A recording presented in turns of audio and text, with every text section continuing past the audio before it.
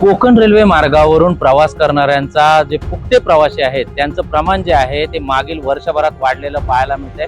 Konkan railway मार्गावरून जर प्रवास करणारे प्रवासी असतील त्यामध्ये फुकट्या प्रवाशांचा प्रवास आहे तो देखील वाढलेला पाहायला मिळतोय। कारण मागील एक वर्षामध्ये म्हणजे 25 आणि 26च्या आर्थिक वर्षामध्ये तर एकूण 25 कोटी 21 लाख रुपयांचा दंड जो आहे तो कोकण रेल्वे मार्गावरून प्रवास करणारे जे फुकटे प्रवासी आहेत यांच्याकडून दंड जो आहे तो वसूल केलेला कोकण रेल्वेमधून जी माहिती मिळते ती अधिकृत माहिती मिळालेली आहे। 873 ठिकाणी तपासणी करण्यात आली होती, ज्यामध्ये फक्त फेब्रुवारी महिन्यात म्हणजे एका महिन्यामध्ये 41,522 लोकांची जी तपासणी केली त्यामध्ये फुकटे प्रवासी जे आहेत ते आढळून आले आणि त्यांच्याकडून 2 कोटी 41 लाख रुपयांचा दंड जो आहे तो फेब्रुवारी महिन्यात वसूल करण्यात आला होता। तर पूर्ण वर्षभरात म्हणजे सन 2025 ते 2026 पर्यंत या आर्थिक वर्षामध्ये 4,54,000 प्रवासी जे आहेत हे प्रवाशांच्या तपासणी करण्यात आली होती। ही तपासणी 10,368 ठिकाणी करण्यात आली होती आणि त्यामध्ये